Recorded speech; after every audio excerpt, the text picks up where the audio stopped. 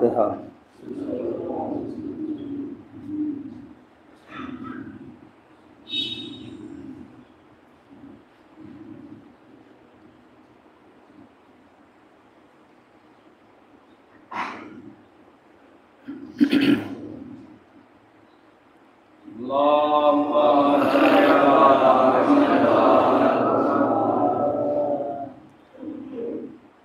أعوذ بالله السميع العليم من الشيطان اللعين الرجيم. بسم الله الرحمن الرحيم. الحمد لله رب العالمين والعاقبة للمتقين والجنة للموحدين والنار للملحدين، والصلاة والسلام والتحية والإكرام على الرسول النبي وعلى أهل بيته الطيبين الطاهرين المعصومين الذين أذهب الله عنهم الرجس وطهرهم تطهيرا.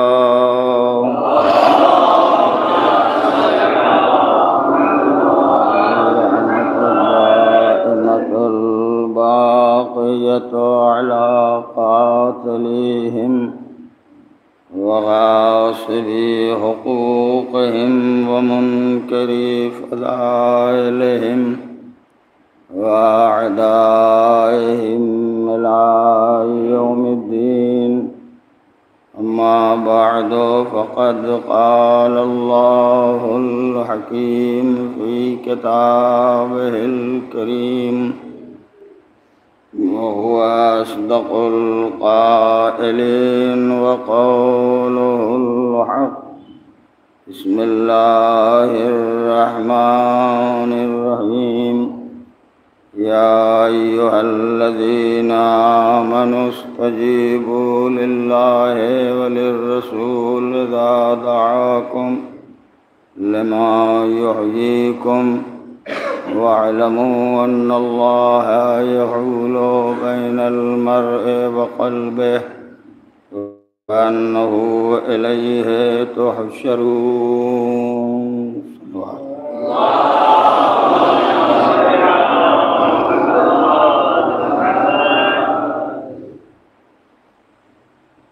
ایسا ہے کہ کچھ لوگوں سے گزارش کرنا پڑتی ہے کہ وہ آگے آ جائیں. اس میں مولانا وہاں بیٹھے ہیں تو وہ اچھا نہیں ہے، آپ ادھر آ جائیے. ڈیوٹی یہاں امام باڑے میں تھوڑی کوئی ہوتی ہے.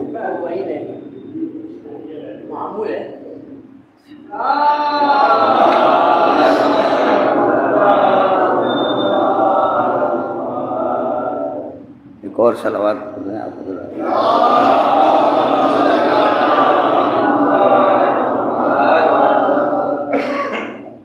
اور بھی علماء کرام جن کو میں پہچانتا نہیں ہوں، اگر وہ پیچھے بیٹھے ہیں تو ان سے گزارش ہے کہ وہ آگے آ جائیں. ایسا نہ ہو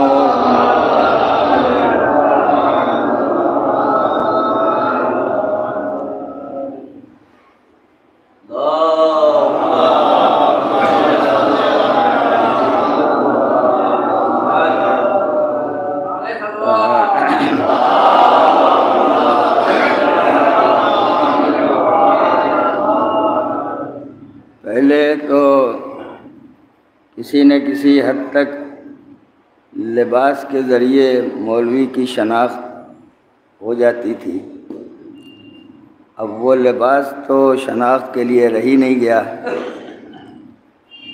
تو جن سے واقفیت ہے یا جن کو دیکھا ہے، جنہیں جانتے ہیں، ان کے بارے میں گزارش کر دیتے ہیں کہ وہ آ جائیں، جنہیں میری حقیر نگاہ کبھی دیکھ نہیں سکی ہے یا کبھی جن سے سابقہ نہیں ہوا ہے، تو میں سمجھتا ہوں کہ ہیں وہ لوگ، لیکن شاید آنا نہیں چاہتے آگے، اس لیے بیٹھے ہوئے ہیں پیچھے، یا یہ ارادہ ہو کہ درمیان سے کہیں اٹھ کے جانا پڑ جائے تو آسان ہوگا وہاں سے جانا۔ بہرحال ایک صلوات پڑھ دیں آپ حضرات۔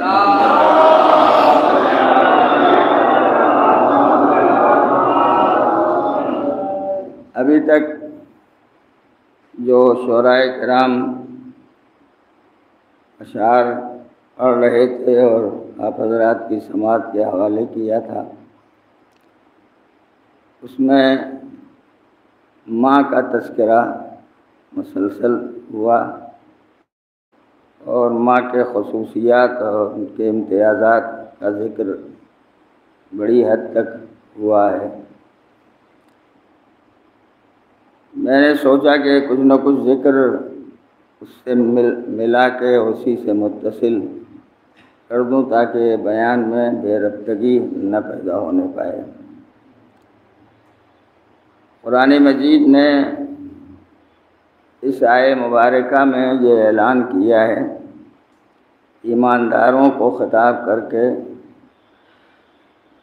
یا ایھا الذین آمنوا استجیبوا للہ وللرسول اذا دعاکم لما یحییکم، ایمان لانے والو، جب تمہیں اللہ بلائے، اللہ کا رسول بلائے،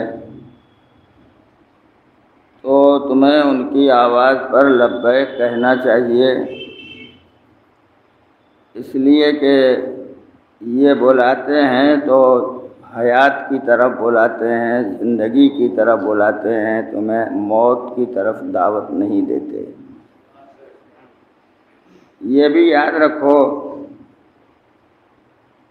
کہ اللہ انسان اور اس کے دل کے درمیان حائل ہو جاتا ہے، اور جب وہ حائل ہو جاتا ہے تو جو اس کی مرضی ہوتی ہے وہی شے عمل میں آتی ہے، اور جب اس کی مرضی کے مطابق سارے کام انجام پاتے ہیں، اور ہمیں اختیار دیا گیا ہے یہ کہہ کہ یہ اچھا ہے، یہ برا ہے، یہ خوب ہے، یہ بد ہے، یہ کہہ کے ہم کو اختیار دے دیا گیا، تم چاہے اچھا کام انجام دو چاہے برا کام انجام دو، لیکن اللہ کا رسول جب بلائے تو تمہیں اس کی دعوت پر لبیک کہنا چاہیے۔ لبیک کہنے کا مطلب یہ نہیں ہے کہ یہ کہہ دیں کہ ہاں آ رہے ہیں، لبیک کہنے کا مطلب یہ ہے کہ جس کام کا وہ حکم دیں اس کام کو آدمی بجا لائے، اگر واقعی مانتا ہے، تسلیم کرتا ہے، تو اس کا بجا لانا ہی لبیک کہنا ہے، اور اگر صرف یہ کہتا رہا ہاں آ رہے ہیں، ہاں آ رہے ہیں، ہاں آ رہے ہیں، تو یہ لبیک کہنا نہیں ہے۔ بالکل اسی طرح جیسے کلمہ صبح سے شام تک آدمی پڑھتا رہتا ہے، زبان پر جاری کرتا ہے، اور وہ کلمہ صرف زبان کی لذت یا چاشنی کے لیے زبان سے جاری کرتا ہے، حلق کے نیچے وہ کلمہ داخل نہیں ہوتا، دل کی گہرائی تک وہ کلمہ نہیں پہنچتا ہے۔ ایسے ہی اگر کہتے رہے آ رہے ہیں آ رہے ہیں اور نہیں پہنچے اور نہیں عمل کیا اور نہیں بجا لائے اور نہیں پابندی کی، تو اس کا مطلب یہ ہے کہ ہم زبانی صرف دعویٰ کرتے ہیں کہ ہم چاہنے والے ہیں، ماننے والے ہیں۔ زبان کا دعویٰ اسی وقت کارآمد ہوتا ہے جب زبان وہ بات کہہ رہی ہو جو دل کی گہرائی میں چھپی ہوئی ہے۔ اگر دل کی گہرائی میں چھپی ہوئی بات کو زبان ظاہر کرتی ہے تو اس کا مطلب یہ ہے کہ زبان دل کی وفادار ہے، اور اگر زبان وہ بات نہیں کہتی ہے جو دل کے اندر ہے تو پھر یہ بے وفا ہے، اور بے وفا کبھی قابل ستائش قابل مدح نہیں ہوتا ہے۔ دل کا مطلب ہے قلب انسانی۔ قلب انسانی، دیکھیے دو لفظیں ہیں جو عربی زبان میں استعمال میں آتی ہیں، ایک صدر استعمال میں آتا ہے، دوسرے قلب استعمال میں آتا ہے۔ صدر یہ اوپر کا سینہ ہے، قلب یہ اندر جو سینے کا حصہ پایا جاتا ہے اس کو قلب کہا جاتا ہے۔ زبان کا تعلق اس صدر سے نہیں ہے، زبان کا تعلق قلب سے ہے۔ قلب جو کچھ کہتا جاتا ہے زبان اسے کہتی جاتی ہے، بیان کرتی جاتی ہے، اور جب قلب سے زبان کا تعلق ہے تو جو قلب ہوگا اسی کے ساتھ زبان رہے گی۔ اگر قلب نہیں ہے تو زبان ساتھ نہیں دیتی ہے، اور جب زبان ساتھ نہیں دیتی تو قلب میں چھپے ہوئے حالات کا پتہ نہیں چلتا ہے۔ اللہ نے اپنا قرآن قلب پیغمبر پر نازل فرمایا، اور پیغمبر نے اپنی زبان علی کو قرار دیا۔ قلب پیغمبر پر آیا قرآن، زبان علی۔ قلب میں کیا ہے اسے زبان بیان کرے گی۔ اب اگر زبان وہ بات بیان کرتی ہے جو قلب میں ہے تو یقیناً زبان لائق احترام ہے، اور اگر اس کے خلاف کہتی ہے تو زبان کسی قابل نہیں ہے۔ قلب ہے پیغمبر کا قلب، اس پر آیا قرآن۔ اب اگر قرآن ماننا ہے کسی زبان سے تو ایسی زبان سے مانو جس کا تعلق قلب پیغمبر سے ہوتا ہو۔ اگر قلب پیغمبر سے رابطہ ہے تو قرآن ملے گا، اور اگر قلب پیغمبر سے رابطہ نہیں ہے تو قرآن نہیں ملے گا۔ یہ دامن سے رابطہ رکھنے پر قرآن نہیں ملے گا، خالی ہاتھ سے رابطہ رکھنے پر قرآن نہیں ملے گا، خالی چوم لینے پر قرآن نہیں ملے گا، خالی مصافحہ کر لینے پر قرآن نہیں ملے گا۔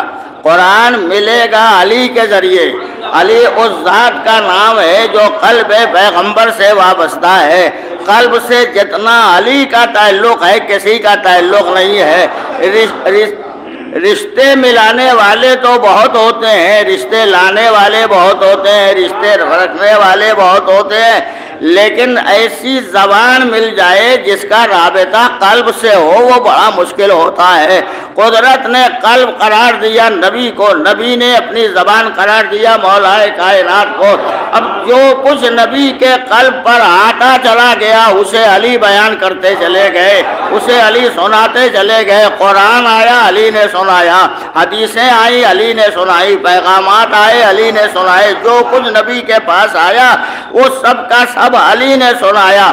جس نے علی سے لیا قرآن وہ صاحب قرآن بنا، اور جو کسی اور سے قرآن لے کے چلا آیا قرآن تو ملا، جلد ملی، حروف ملے، لفظیں ملی، سطریں ملی، آیتیں ملی، سورے ملے، مگر قرآن نہیں ملا۔ قرآن اسے ملا ہے جو سورہ دہر صرف پڑھتا نہیں ہے، سورہ دہر میں چھپے ہوئے معانی اور مفاہیم کو سمجھ کے دنیا کے سامنے پیش کرتا ہے۔ اسے قرآن ملنا کہا جاتا ہے۔ جو آیے تطہیر صرف پڑھتا نہیں ہے، آیے تطہیر کے مصادیق کو پہچنواتا ہے۔ جو آیے مودت صرف پڑھتا نہیں ہے، آیے مودت کو پہچنواتا بھی ہے، میں وارد اور موضوع شخصیتوں کو پہچنواتا بھی ہے، وہ قرآن مجید اپنی زبان سے سنانے والا ہے۔ اور جب یہ لفظ آ گیا تو اب ایک لفظ کہتا ہوں، جب کبھی قصیدہ پڑھا جاتا ہے تو قصیدے کا موضوع کچھ اور ہوتا ہے، موضوع سے متعلق الفاظ لائے جاتے ہیں، الفاظ کو مناسب ڈھنگ پہ رکھا جاتا ہے، رضا پر رکھا جاتا ہے، تب جا کے وہ قصیدہ ہوتا ہے۔ مرثیے والی لفظیں قصیدے میں نہیں آتی ہیں، نظم والی لفظیں قصیدے میں نہیں آتی ہیں، قصیدے کی مخصوص لفظیں ہیں، انہی لفظوں کو استعمال کرے گا پڑھنے والا تو قصیدہ کہلائے گا، ورنہ نظم ہو جائے گی، رباعی ہو جائے، قطع ہو جائے، کچھ بھی ہو جائے گا، لیکن قصیدہ نہیں بنے گا۔ قصیدے کے لفظیں الگ الگ ہیں۔ اب اگر کسی لکھنے والے نے یہ لکھ دیا، اور یقیناً موجود ہے، تاریخ میں موجود ہے، لکھنے والے نے یہ لکھا کہ قرآن مجید قصیدہ اہل بیت ہے، اہل بیت کے قصیدے کا نام ہے قرآن مجید۔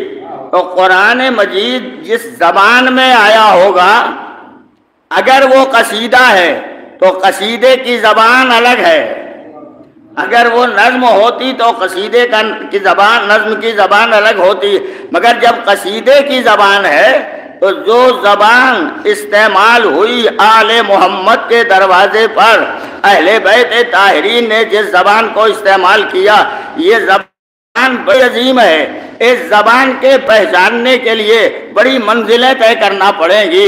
نبی بستر چھوڑے، بستر سے جائے، آگے بڑھے، براق آئے، براق پہ سوار ہو، رف رف پہنچے، رف رف پہ سوار ہو کے آگے بڑھے اور منزلوں کو کرے، جبریل امین ساتھ چھوڑ دیں، آگے بڑھنے والا بڑھتا چلا جائے، یہاں تک کہ اس منزل پہ پہنچ جائے جہاں آواز غیب اور آواز قرآن آئی کہ اس جگہ پہنچا فکان قاب قوسین او ادنا، جو کمانوں کا فاصلہ تھا یا اس سے کم، خیر وہ منزلیں الگ ہیں، پہنچے، وہاں تک پہنچ گئے۔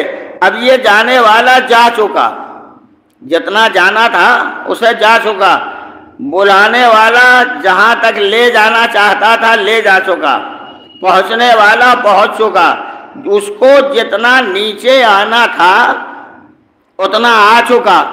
وہ خدا بلندی کی منزل پر فائز اور بلندی کی منزلوں کا خالق ایک دفعہ آواز دیتا، آؤ آؤ آؤ آؤ، بلاتا چلا گیا، یہ جانے والا جاتا رہا، ایک جگہ جا کے رک گیا، اب نہ ادھر سے آواز آ رہی ہے نہ یہ جانے والا آگے بڑھ رہا، یہ بھی رکا ہوا ہے، وہ بھی خاموش ہے، بلاتا نہیں کہ آؤ، اب یہ چپ ہے، وہ بھی چپ ہے۔ پروردگار جب اتنی منزلیں طے کی تھیں، براق بھیجا، رف رف بھیجا، سواری بھیجی، نبی کو بلاتا رہا، تو اب یہ چپ کیوں ہے، کیوں خاموش ہے؟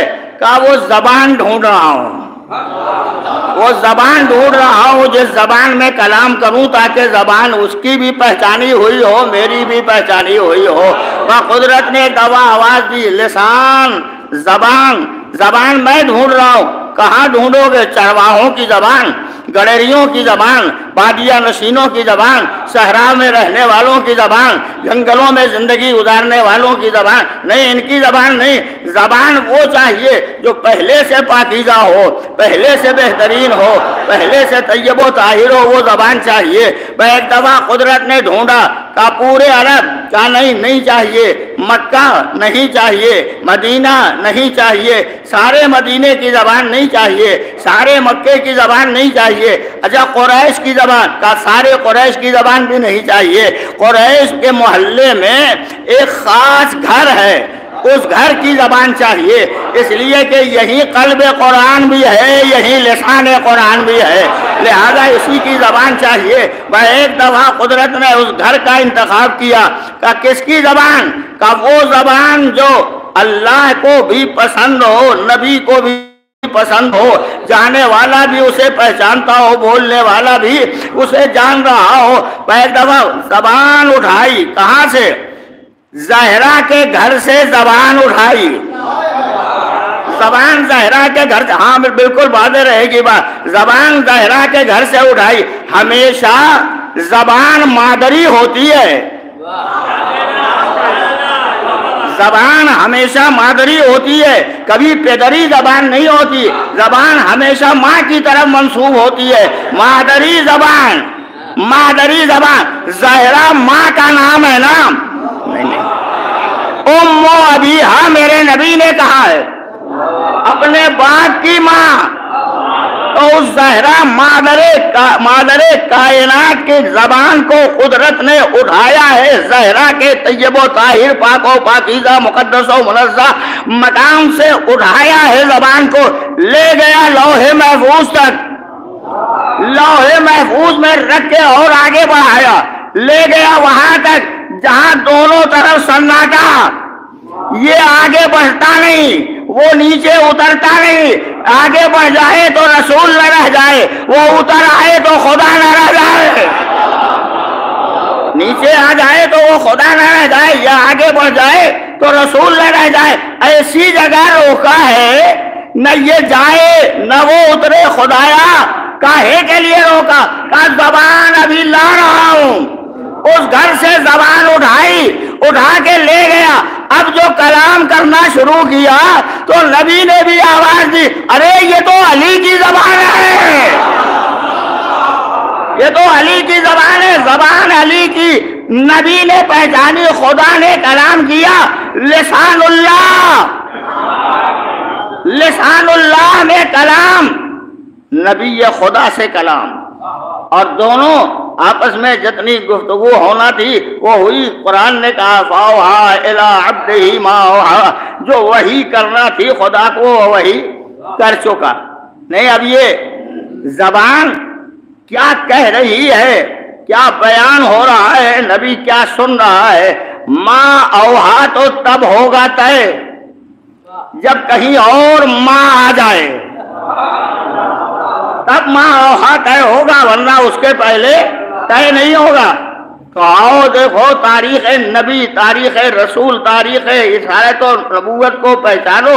حضور نے اس لفظ ما اوحا کو نہیں استعمال کیا، لفظ ما قدرت نے پھر استعمال کیا، اس جگہ استعمال کیا جب نبی آخری پیغام نبوت و رسالت پہنچانے والا ہے، آواز دی بلغ ما انزل الیک من ربک، نبی رسول وہ پہنچا دو جو تمہاری طرف نازل کیا جا چکا۔ اب جو نبی پہنچا دے وہ سمجھو وہ زبان رسالت بھی ہے، وہ سمجھو پیغام الہی بھی ہے، وہ سمجھو اللہ کا پیغام بھی ہے۔ اب نبی نے ما انزل کے جواب میں کیا پہنچایا؟ ممبر بنایا، پالان شتر کا ممبر، لوگوں کے گاڑیوں کی چابیاں نبی نے چھین لی تھیں، اس لیے کہ اگر کسی کو مہمان کو روکنا ہو تو میزبان کے پاس سب سے آخری راستہ یہی ہوتا ہے کہ اگر یہ گاڑی سے آئے ہیں چابی لے لو، جب چابی لے لیں گے تو یہ جائیں گے نہیں۔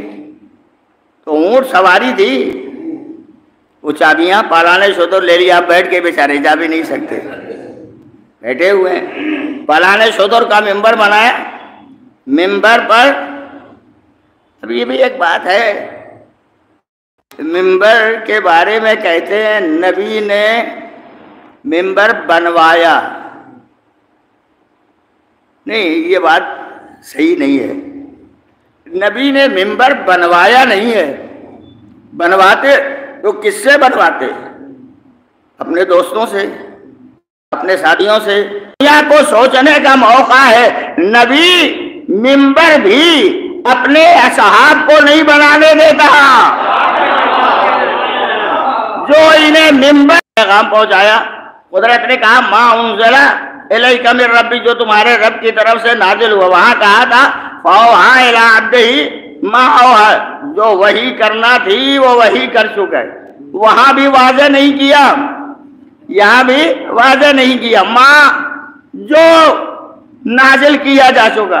اب یہ نازل کیا کیا گیا وہ تو نبی بتائے گا، وہ نبی بتائے گا کہ کیا نازل کیا گیا۔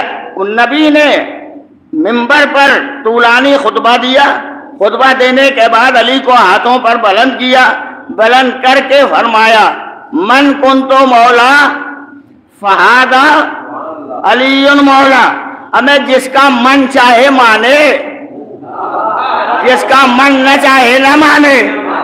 یہ تو پیغمبر نے کہہ دیا من کنتو مولا، جس کا میں مولا ہوں اس کے علی مولا ہے۔ اب تو سمجھ میں آیا، ماں وہاں لسان اللہ تھا، یہاں مولا ہے ماں، اور جب دونوں ایک جگہ اکٹھا ہو گئے تو جو لسان اللہ ہوگا وہی کائنات کا مولا ہوگا۔ صلوات پڑھتے ہیں محمد اور آل محمد۔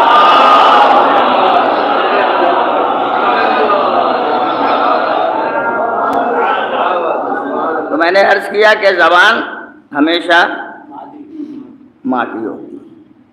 کتنے لوگ اسکولوں میں داخلے کے لیے یہاں وہاں جاتے ہیں، پورا فارم بھرا جاتا ہے، فارم میں سب کچھ لکھا جاتا ہے، نام بتائیے، لکھ دیا، باپ کا نام لکھ دیا، کہاں کے رہنے والے ہیں وہ لکھ دیا، کون سا مذہب ہے وہ لکھ دیا۔ جب سب لکھ دیا تو ایک دفعہ پوچھا کہ ذرا زبان بتاؤ، تو اب یہ نہیں پوچھا کہ زبان، جب پتہ پوچھنا تھا تو ابا کا پتہ لکھا، سکونت لکھنا تھی تو باپ کی لکھی، اور جب زبان کا مسئلہ آیا تو یہ نہیں کہا کہ ابا کی زبان بتاؤ، یہ کہا مادری زبان، ماں کی زبان۔ پھر دوہراتا ہوں، ماں کی زبان، اس کا مطلب یہ ہے کہ باپ شجرہ دے سکتا ہے، باپ خاندان دے سکتا ہے، باپ نسل دے سکتا ہے، باپ اور سارے پتے دے سکتا ہے، زبان ماں ہی عطا کرنے والی ہے زبان کی۔ جب ماں زبان کی عطا کرنے والی ہے تو میری آواز اگر ماں بہنوں تک پہنچ رہی ہو تو میں ہاتھ جوڑ کے کہتا ہوں، خدا وہ زبان دینا جو زہرا کی زبان ہو، وہ زبان دینا جو اہل بیت کی زبان ہو، وہ زبان دینا جو قرآن کی زبان ہو، وہ زبان دینا جو نبی کی زبان ہو، وہ زبان دینا جو علی کی زبان ہو، وہ زبان دینا جو زہرا کی زبان ہو۔ اگر وہ زبان دے دیا تو یاد رکھو تم بھی باعزت رہو گی، بیٹی بھی باعزت رہے گی، اور اگر وہ زبان دیا جو سماج والی ہے، جو معاشرے والی ہے، جو سوسائٹی والی ہے، جو گلیوں اور کوچوں میں رائج ہے، یہ زبان اگر دے دیا تو نہ تم عزت دار رہو گی نہ بیٹی عزت دار رہے گی۔ بیٹی عزت دار وہی ہوتی ہے جس کے پاس زبان وہ ہو جو ماں والی زبان ہے۔ لیکن ایک لفظ کہتا ہوں جی، تو ماں والی زبان، زہرا ام ابیہا، اپنے باپ کی ماں، ان کی زبان دنیا کے سامنے، زہرا بھی تو کہیں سے زبان لائی ہے، زہرا بھی تو کہیں سے زبان لائی ہے۔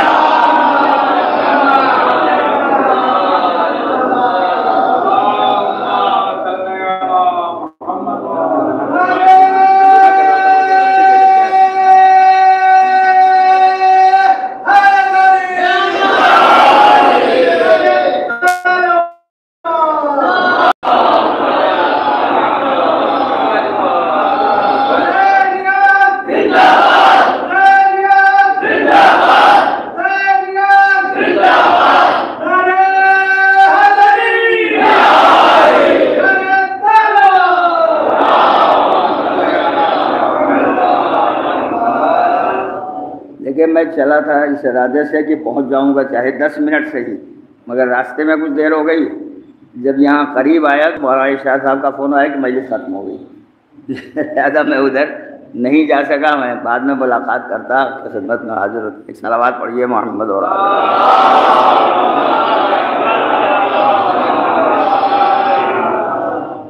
تو شہزادی کے پاس جو زبان ہے وہ زبان قرآن کی زبان ہے، وہ زبان فرمود الہی کی زبان ہے، وہ زبان اللہ کی بارگاہ سے آئی ہوئی زبان ہے جو زبان شہزادی استعمال کرتی ہیں۔ مسئلہ یہ ہے کہ اگر ماں سے ملتی ہے زبان تو شہزادی کی ماں ان سے زبان شہزادی کو ملی یا نہیں ملی؟ اگر ماں سے ملی ہے جناب خدیجہ سے زبان تو وہ ماں کتنی عظیم رہی ہوگی جس نے زبان زہرا کو دی، پاک و پاکیزہ زبان، بہترین زبان، طیب و طاہر زبان، جو زبان لوح محفوظ سے ہوتی ہوئی عرش اعظم اور عرش معلیٰ تک پہنچی ہے۔ اس زبان کے بارے میں صرف اتنا کہہ سکتا ہوں، اگر خدیجہ طیب و طاہر پاک و پاکیزہ نہ رہی ہوتی تو ماں کو ماں سے ملی ہوئی زبان زہرا تک اتنی پاک و پاکیزہ نہ آئی ہوتی۔ یقیناً خدیجہ اس ذات کا نام ہے جس کے بارے میں لوگ کہتے ہیں ایک عقد ہو چکا، دوسرا عقد ہو چکا، پھر شہزادی جناب خدیجہ پیغمبر کے عقد میں آئی ہیں۔ یقین جانیے نبی کا عقد صرف اور صرف خدیجہ سے ہوا تھا، خدیجہ کا کوئی عقد پہلے نہیں ہوا تھا، نہ تاریخ میں ثابت ہے اور نہ تاریخی حوالے اس کے لیے دیے جا سکتے ہیں۔ اور راز اس کا یہ ہے کہ جب پہلی شادی ہوتی ہے تب بارات جاتی ہے، جب پہلی شادی ہوتی ہے تبھی بارات جاتی ہے، دوسری ہو تو بارات جائے گی، تیسری ہو تو بارات جائے نہیں، بارات پہلی شادی میں جاتی ہے۔ اللہ کا نبی آج اپنی بارات لے جانے والا ہے، مگر لے جائے تو کون لے جائے؟ ایک محبت کرنے والا چچا ہے جو اپنے بھتیجے کی بارات لے جانے والا ہے۔ ہمارے ہاں رسم ہے نیا کپڑا پہناؤ، نیا لباس استعمال کراؤ تو بارات جائے۔ پیغمبر کو جو لباس ملا، کوئی جناب ابراہیم والا، کوئی جناب موسیٰ والا، کوئی جناب عیسیٰ والا، اتنا پرانا لباس جناب ابو طالب نے پہنایا، کہا انہیں لے چلو، مگر یہ لباس پہنانے میں بھی ایک راز ہے، اتنا تو مانو کہ ابو طالب رازدار رہے ہوں گے، ابو طالب ذمہ دار رہے ہوں گے، ورنہ ابراہیم کا لباس ان کے پاس کہاں سے آیا، یونس کا امامہ ان کے پاس کہاں سے آیا، جناب اسماعیل کا لباس ان کے پاس کہاں سے آیا؟ یہ آنا بتاتا ہے ابو طالب کسی تنہا پیغمبر کے چچا کا نام نہیں ہے، ابو طالب ذمہ دار شریعت کا نام ہے، ذمہ دار مذہب کا نام ہے، ذمہ دار قانون کا نام ہے، لہذا ان تک وراثتیں آئی ہیں، اور جب وراثتیں آئی ہیں تو لے کے چلے پرانا سارا لباس، مگر اس پرانے لباس میں روشنی کتنی ہے، اس پرانے لباس میں نور کتنا ہے، اس پرانے لباس میں نورانیت کتنی ہے۔ خدیجہ کا سجا ہوا مکان، زرق و برق مکان، ایک میرا نبی پہنچا تو ساری روشنی مات پڑ گئی، نبی کی روشنی چمکنے لگی، اور یہ نور کا چمکنا بتاتا ہے الہی نور جہاں ہوگا وہ ہمیشہ چمکتا رہے گا، اس کی چمک میں کوئی کمی نہیں پیدا ہوتی ہے۔ یہ دنیا کے نور اسے چھپا نہیں سکتے ہیں، اسے ختم نہیں کر سکتے ہیں۔ بہرحال یہ اتنی باتیں میں نے آپ کے سامنے عرض کی ہیں، مجھے عرض کرنا تھا اور جو اصلی بات مجھے سنانا تھی وہ اب آ رہی ہے۔ ایک صلوات پڑھ دیں محمد اور آل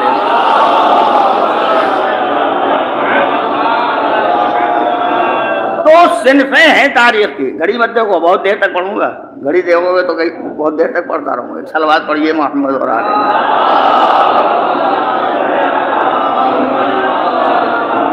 گھڑی مجھ کو دیکھنا چاہیے، چلاتا میں ہوں، تو آپ بیٹھے بیٹھے گھڑی دیکھنا چاہتے ہیں، میں دیکھ رہا ہوں گھڑی میرے سامنے موجود ہے، میں انشاءاللہ وقت کے اندر ختم کر دوں گا۔ ایک مزید صلوات پڑھ دیں محمد اور آل۔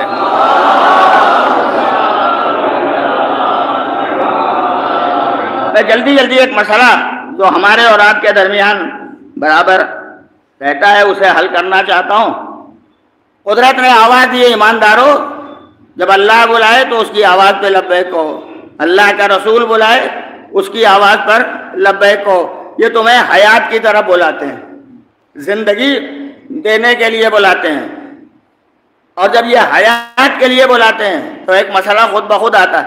موت کے بعد کا مرحلہ ہے برزخ، برزخ کے بعد کا مسئلہ ہے جب اٹھایا جائے انسان قبر سے۔ تو اس درمیان میں کہ جب موت آئی اور ابھی قبر سے اٹھائے نہیں گئے، کتنے افراد دنیا سے چلے گئے، بہت سے چلے گئے۔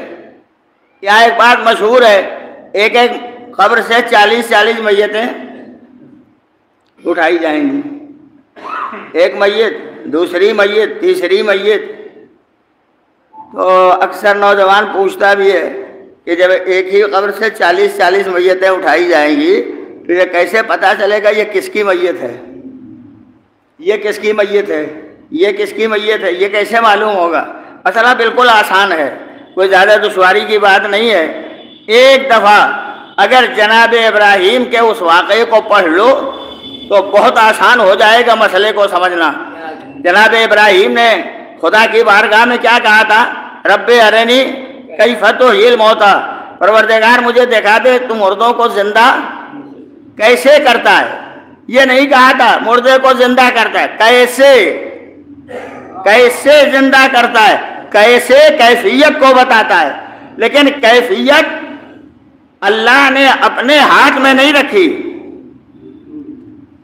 ارشاد ہوا 4 پرندے لے لو، لے لیا پرندے، کہا انہیں ذبح کر دو، ذبح کر دیا، کہا انہیں کاٹ پیٹ دو، کاٹ پیٹ دیا، قیمہ کر دو، قیمہ بنا دیا، سب کو ایک دوسرے میں ملا دو، ملا کے پہاڑی پر پھیلا دو۔ یہاں تک سارا کام ابراہیم کریں گے۔ پرندے ہاتھ میں لیے، ذبح کیا، پھیلایا، پہاڑی پر رکھ دیا، چاروں طرف قیمہ کر کے سب ملا دیا ایک دوسرے میں۔ دیکھیے مسئلہ یہی ہوتا ہے کہ جب ایک قبر سے 40 میتیں اٹھائے گا خداوند عالم تو یکے بعد دیگرے کیسے پتا چلے گا کس کی میت ہے، کس کی میت ہے، کیسے معلوم ہوگا؟ قدرت نے جناب ابراہیم کے واقعے سے سارے مسئلے کو حل کر دیا، کہا پرندے پھیلا دیے، اب بلاؤ، ثم ادعوہن، انہیں بلاؤ، یاتینک سایہ، یہ تمہارے پاس دوڑتے ہوئے چلے آئیں گے۔ کیا چیز ہے اس کے پاس؟ جناب ابراہیم صرف چونچ لیے ہوئے ہیں، باقی سارے اجزاء پرندوں کے بکھرے ہوئے، ایک دوسرے میں ملے ہوئے۔ اب جو ایک پرندے کی چونچ کو ہاتھ میں لیا، آواز دی تو اسی کا حصہ آیا، کسی دوسرے کا حصہ نہیں آیا۔ جو اس پرندے کا اس پہاڑی سے اڑ کے آیا، اس پہاڑی سے اڑ کے آیا، اس پہاڑی سے اڑ کے آیا، اس پہاڑی سے اڑ کے آیا، جو جہاں کا حصہ تھا وہی لگا۔ ہاتھ والا ہاتھ کے حصے میں، پر والا پر کے حصے میں، سینے والا سینے کے حصے میں، بازو والا بازو کے حصے میں۔ دوسرے پرندے کو بلایا، اسی کا حصہ آیا، کسی اور پرندے کا حصہ نہیں آیا۔ یہ کون کر رہا ہے؟ ابراہیم۔ ابراہیم بلا رہے ہیں نا، اللہ کا نبی بلا رہا ہے تو سب کے سب حصے چلے آ رہے۔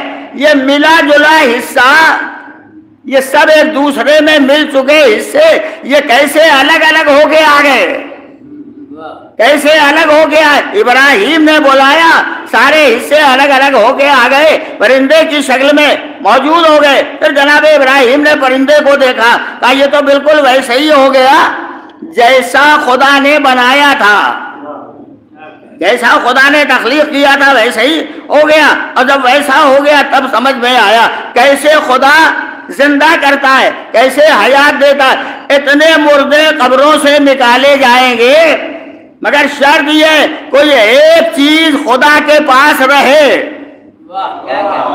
جس کو خدا ہاتھ میں لے کے بلائے۔ قدرت نے آواز دی، جسم انسانوں کے حوالے، بدن انسانوں کے حوالے، اعضاء و جوارح انسانوں کے حوالے، یہ سب کا سب تمہارے حوالے، روح میں اپنے پاس رکھوں گا، پر روح کو جیسے ہی پڑھ کے آواز دوں گا، جس کی روح ہوگی اسی کا جسم آئے گا، اس کے علاوہ کوئی دوسرا جسم نہیں آ سکتا ہے۔ اللہ نے روح کو اپنے پاس رکھا۔ موت انسان کے جسم کو آتی ہے، روح کو موت نہیں آتی ہے۔ روح ہمیشہ زندہ رہنے والی ہے، اور جب روح زندہ رہنے والی ہے تو جو روح ہے زندہ رہنے والی ہے، یہی زندگی عطا کرنے والی بھی ہے۔ اس لیے کہ اس روح سے جب خدا سوال کرے گا، خدا اس روح کے ذریعے بلائے گا تو انسان کا مردہ بدن پھر حیات کی طرف آ جائے گا۔ یوم یبعثون جب بلائے گا تو یہ سارا جسم انسان کے اعضاء و جوارح سمیت آ جائیں گے۔ خدا نے بلایا، روح اس کے پاس، روح کے ذریعے بلا رہا ہے، تو روح زندہ بھی رہتی ہے، زندگی دینے والی بھی رہتی ہے۔ اب اگر کوئی کائنات کی روح بن جائے نہیں میں حدیث سنا رہا ہوں. میرے اور آپ کے پیغمبر حضور سرور کائنات جناب محمد مصطفیٰ صلی اللہ علیہ وآلہ وسلم نے بیان فرمایا اہل بیت ذات کا نام نہیں ہے، اہل بیت کائنات کی روح کا نام ہے. جب کائنات کی روح کا نام ہے اہل بیت، تو اہل بیت میں کوئی تو زندہ ہونا چاہیے تاکہ زندہ رہے. وہ بلائے تو زندہ لوگ مردہ ہونے کے بعد زندہ ہو کے چلے آئے. بھائی ایک کائنات کی روح آج بھی پردہ غیب میں خدا نے چھپا کے رکھا ہے کہ یہ ہے روح ہے کائنات. روح سے زندگی پہچانی جاتی ہے، روح سے حیات پہچانی جاتی ہے. چلی جائے تو زندگی ختم ہو جائے، آ جائے تو روح آئے، روح تو زندگی پیدا ہو جائے. بھائی یہی راز ہے عزیزو. چاند چمک رہا ہے، کوئی روح ہے جو چمکا رہی ہے. سورج نکل رہا ہے، کوئی روح ہے جو نکال رہی ہے. ستارے چمک رہے ہیں، کوئی روح ہے جو ستاروں کو چمک عطا کر رہی ہے. ہوائیں چل رہی ہیں، باغ میں پھول کھل رہے ہیں. یہ ساری کائنات کی چیزیں یہ جو برابر ہو رہی ہے، اس کا مطلب روح موجود ہے، روح موجود ہے. اب یہ کہتے ہیں دیکھا نہیں ہے، دکھائی نہیں دیتی ہے روح، نہیں دے. ابے تو اپنی روح تو پہلے دیکھو، اپنی روح پہلے دیکھو، پھر کائنات کی روح کو دیکھنے کا خیال پیدا کرنا. جب اپنی روح نہیں دیکھ پاتے، اور یاد رکھو کبھی دیکھنے کی تمنا بھی نہ کرنا. اگر کبھی تمنا کی تو تم خود ہی چلے جاؤ گے، دیکھنے کے حالات نہیں رہ جائیں گے. لہذا دیکھنے کی تمنا مت کرنا.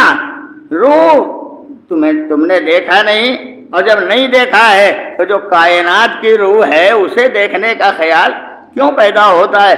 دکھائی دے جائے تب مانیں گے، نہیں دکھائی دے گا تب نہیں مانیں گے. اپنی روح تو بغیر دیکھ مان رہے ہو، جو کائنات کی روح ہے اسے ماننے کے لیے تیار نہیں ہو. ایک صلوات پڑھ دے محمد اور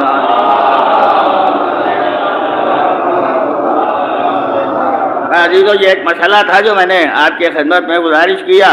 بلائے تو اس کی آواز پر لبیک ہو. ابراہیم نے یہ سوال کب کیا تھا؟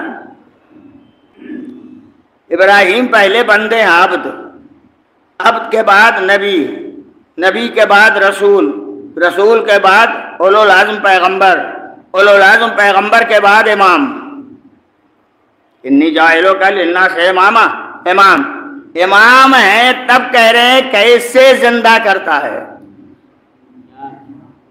امام ہے تب پوچھ رہے ہیں کیسے زندہ کرتا ہے. خدا نے ترکیب انہی کو بتا دی کہ یوں پرندے لو، یوں ذبح کرو، یوں بلاؤ، وہ آ جائیں گے. یعنی امامت کو خدا نے طاقت دی ہے کہ جب وہ بلائے حیات کی طرف تو حیات مل جائے، جب وہ بلائے موت کی طرف تو موت آ جائے. پرندوں کو ذبح کیا ابراہیم نے، موت دی.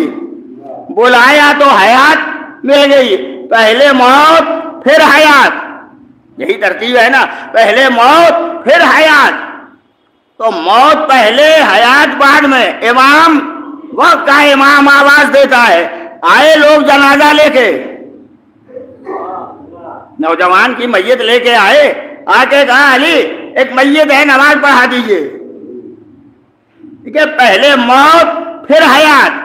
پھر دہراتا ہوں، پہلے موت پھر حیات. علی کسی زندہ کی نماز جنازہ نہیں پڑھا سکتے، اس لیے کہ علی کو معلوم ہے یہ زندہ ہے تو نماز اس کی نہیں پڑھاؤں گا. علی چلے نماز کے لیے تو ادھر سے ملک چلا. ملک آواز دیتا ہوا ہے علی نماز مردے کی پڑھانا، زندے کی نماز نہ پڑھانا. آیا ملک، آ کے روح قبض کی. روح قبض کر چکا تو سوچا واپس جاؤں. ملک نے کبھی روح واپس کی؟ روح واپس کی. جو کائنات کی روح تھا اس نے انسان کی روح کو روکا. کہا رکے رہو، ابھی واپس کرنا ہے، لے کے مت جانا. پہلے میت ہوئی، علی نے نماز پڑھ چکے، آواز دی لے جاؤ. کہاں لے جائیں؟ جہاں میت لے جائی جاتی ہے وہاں لے جاؤ. علی بہت بڑا دعویٰ کیا تھا کہ مجھ سے آسمان کی باتیں پوچھو وہ بتاتا ہوں. یہ آپ کو چادر کے نیچے جوان کا پتہ نہیں چلا زندہ ہے یا مردہ. علی نے آواز لے تو جاؤ, اٹھاؤ لے جاؤ. اب جو ایک بڑی محنت اور ہمت کر کے بڑھا چادر, ارے یہ تو مر گیا, مر گیا. تو کیا زندہ لائے تھے؟ کہاں زندہ لائے تھے, اور ہم لے بھی جائیں گے زندہ. زندہ لائے تھے اور زندہ لے بھی جائیں گے, تو مر گیا. تو علی سے کیوں کہتے ہو زندہ لے جائیں گے؟ خالق وہ ہے, مالک وہ ہے, حیات کا دینے والا وہ ہے, ساری قدرت کا رکھنے والا وہ. جلدی جلدی ٹکریں لگاؤ, جلدی جلدی سجدہ کرو, جلدی جلدی کھڑے ہو جاؤ, جلدی جلدی 2 رکعت نماز پڑھو, پڑھ کے کہو خدایا ہم اسے زندہ لائے تھے, زندہ لے جائیں گے. مگر وہ نہیں کہتے, کہتے علی سے زندہ لے جائیں گے, زندہ لے جائیں گے. علی نے 2 رکعت نماز ادا کی اور نماز ادا کر کے کہا اچھا لے جاؤ. مولا یہ 2 رکعت نماز کیوں ادا کر رہے ہیں؟ کہا اگر یوں زندہ کر دیتا تو انہیں بھی دلیل مل جاتی, علی نصیریوں کے خدا نہیں سب کے خدا ہے. میں نے نماز پڑھ کے بتایا جس کی عبادت میں کرتا ہوں وہ خدا ہے, میں خدا نہیں ہوں. علامات پڑھتے ہیں محمد اور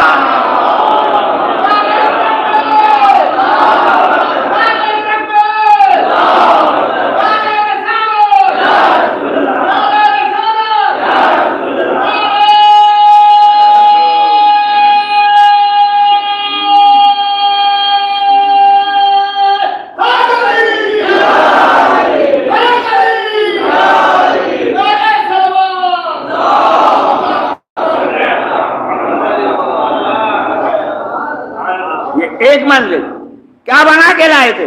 میت بنا کے لائے نا, مردہ نہیں تھا, زندہ تھا. زندہ کو مردہ کی شکل میں لائے, اور بدل لفظ زندہ کو مردہ کے مشابہ بنا کے لائے. اور آسان کہوں, زندہ کو مردہ کی شبیہ بنا کے لائے. دور پیغمبر کے فوراً بعد کا یہ واقعہ. کوئی صحابی نہیں کہتا شبیہ نہ بناؤ, کوئی نہیں کہتا مشابہ نہ بناؤ, کوئی نہیں کہتا شبیہ بنانا نہیں چاہیے. سب نے دیکھ لیا, کہا شبیہ بنائی, اور پھر جب شبیہ بنا دی تو پھر دیکھ لیا کہا یہ میت بھی ہے, یہ زندہ بھی ہو گیا. علی امام وقت, امامت کا کام یہ ہے کہ ضرورت پڑے تو میت کو زندہ کر دیا جائے.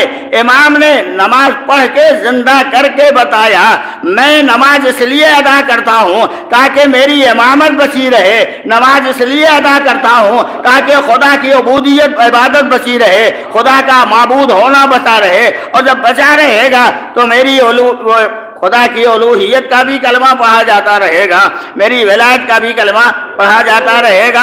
میں ایک منزل اور ختم ہو دعا. ایک جگہ شبیہ یہ بنائی, دوسری شبیہ جناب عیسیٰ کو دار پہ سولی پر چڑھا دیا, اور سب کہنے لگے ہم نے عیسیٰ کو قتل کر دیا.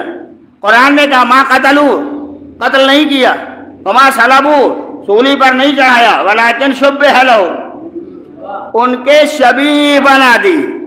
ہمیں یہ شبیہ کون بنا رہا ہے؟ یہ شبیہ کون بنا رہا ہے؟ یہ شبیہ تو خدا بنا رہا ہے نا. تو خدا اگر شبیہ بنا دے تو کوئی اعتراض نہیں, اگر بندے شبیہ بنائے تو اعتراض. بندے شبیہ بنا نہیں رہے, سنت الہی پر عمل کر رہے ہیں. نہ قتل ہوئے, نہ شبیہ نہ سولی پر چڑھایا گیا, ان کے شبیہ بنا دی. جو بھی شبیہ بنا ہو اس کے مشابہ ہو گیا. اللہ نے اپنے نبی کو اٹھا لیا, بلند کر دیا, بلندی پر پہنچا دیا. بس عزیزو, اتنی بات میں نے عرض کی ہے. ایک جملہ آج کی تاریخ سے متعلق مجھے کہنا پڑے گا, اس لیے کہ یہ بہت غم و الم کی تاریخ ہے. تقریباً 100 برس ہو گئے نا, 100 برس. اور اتنے دنوں سے شہزادی کا روزہ اسی عالم میں ہے. میں تو کبھی کبھی سوچتا ہوں شاید روضہ شہزادی دھوپ میں اس لیے ہے کہ بیٹے کا لاشا کل کربلا میں دھوپ میں رہنے والا ماں ہوتی ہے. ماں نے نہ چاہا کہ میرا لال تنہا دھوپ میں رہے. اس کی قبر بھی آج تک دھوپ میں ہے. لوگ برابر سوچ رہے ہیں اس پر تعمیر ہو جائے, اس پر عمارت بن جائے, یہ ہو جائے, وہ یہ سب کچھ اپنی جگہ پر. لیکن میں ایک لفظ کہہ کے یہ علماء کرام بھی تشریف فرمائے گفتگو ختم کرنا چاہتا ہوں. شہزادی کا روضہ بنے بھی تو کہاں بنے؟ جنت البقیع میں. منبر اور محراب کے درمیان جہاں زیارت پڑھی جاتی ہے, 3 مقامات ہیں جہاں شہزادی کی زیارت پڑھی جاتی ہے. ایک جنت البقیع, دوسرے روضہ پیغمبر کے قریب, اور تیسرے منبر اور محراب کے درمیان شہزادی کی زیارت پڑھی جاتی ہے. تو میں روضہ بنے بھی تو کہاں بنے؟ کسی ایک جگہ تو بہرحال بن جانا چاہیے تاکہ دنیا اسلام کی تمنائیں پوری ہو جائیں, آرزویں پوری ہو جائیں. کب تک قبر میں سونے والی زہرا کو تم ستاتے رہو گے؟ کب تک آرام کرنے والی بنت رسول کو ظلم و ستم کا نشانہ بناتے رہو گے؟ بڑا ظلم تم نے کیا ہے.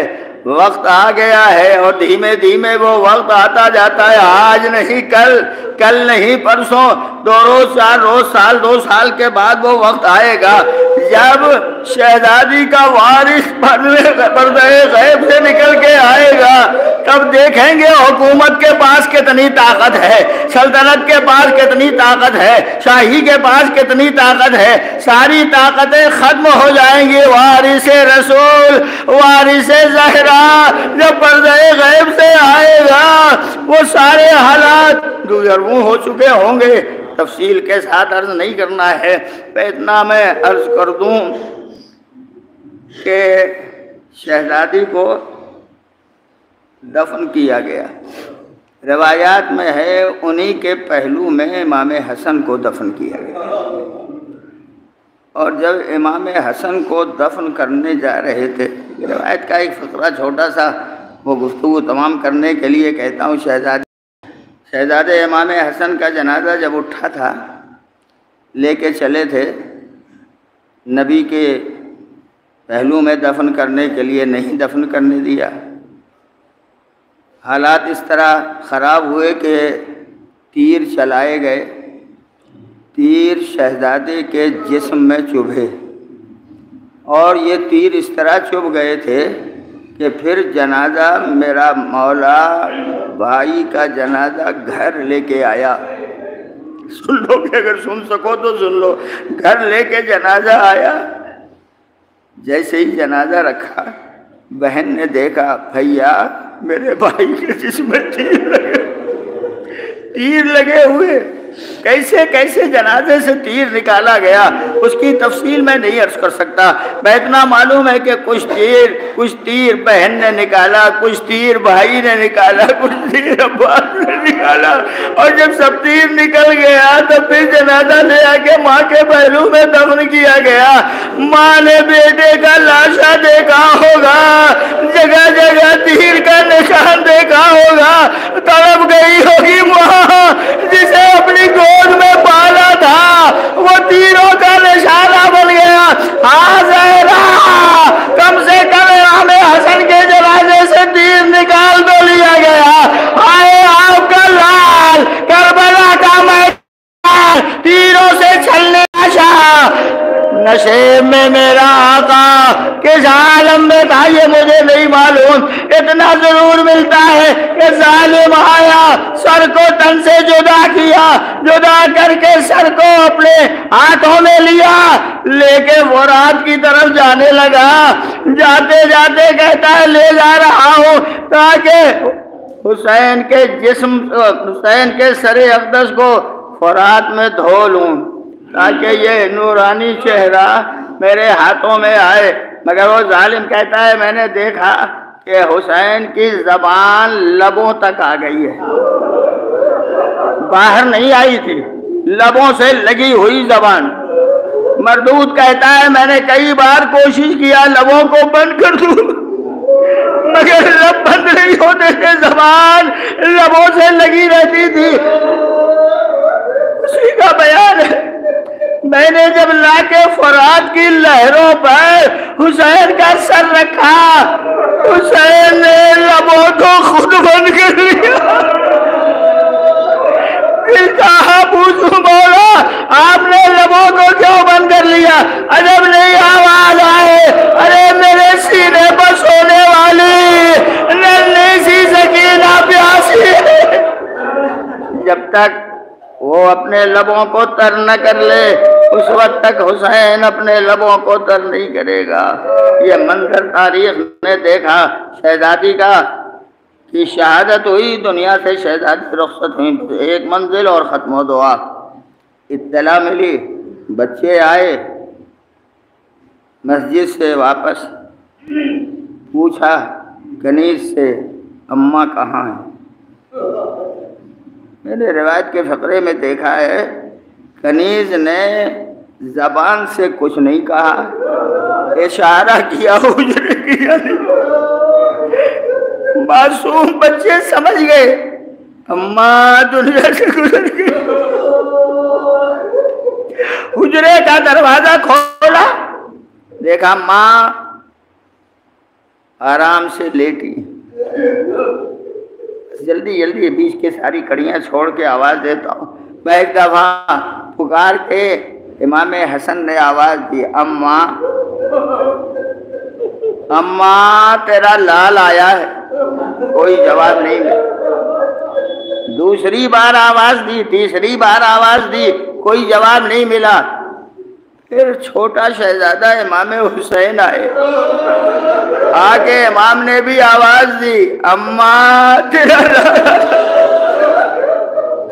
جب کوئی جواب نہ ملا تو چھوٹا شہزادہ پانی نے پا گیا، پائے دی جا کے ایک دفعہ آواز دی، اماں حسین تجھے بلا رہا ہے، کوئی جواب نہیں ملا۔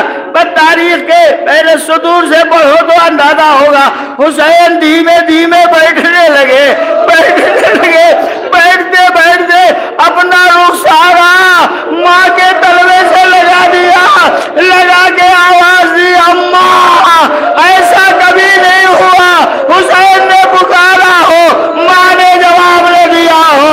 تاریخ نے لکھا بندے کا گھر ٹوٹا، دونوں ہاتھ بلند ہوئے، آواز دی، ہاں میرے لالا۔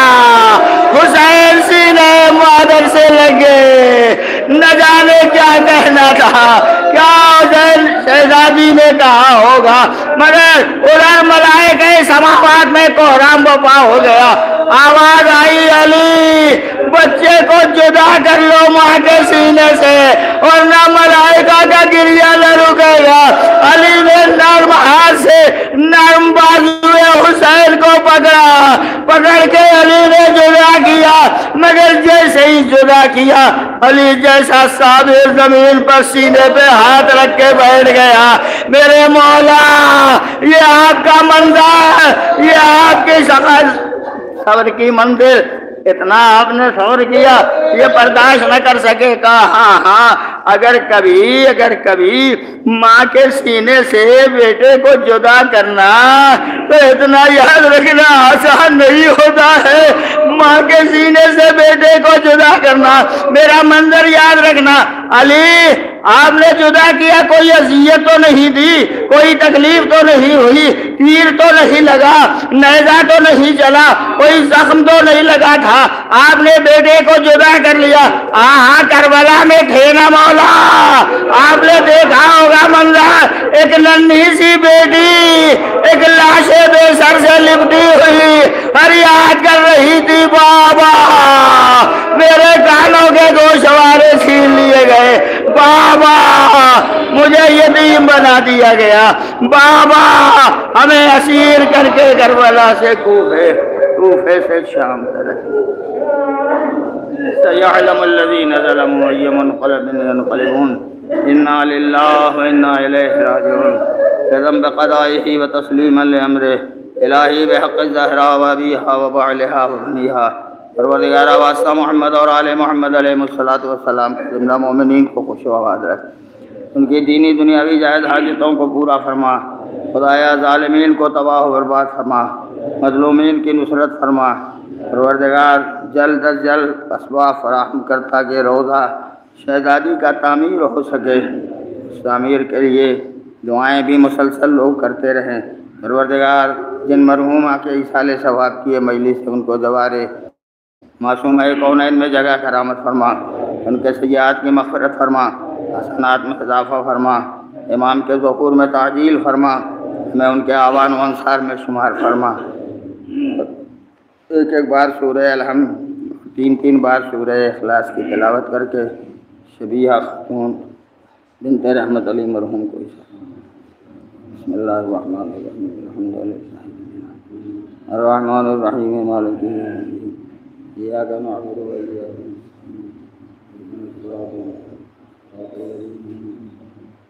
غیر المغضوب علیہم بسم اللہ الرحمن الرحیم اللہ الصمد لم یلد ولم یکن له کفوا احد بسم اللہ الرحمن الرحیم اللہ الصمد لم یلد ولم یکن له کفوا احد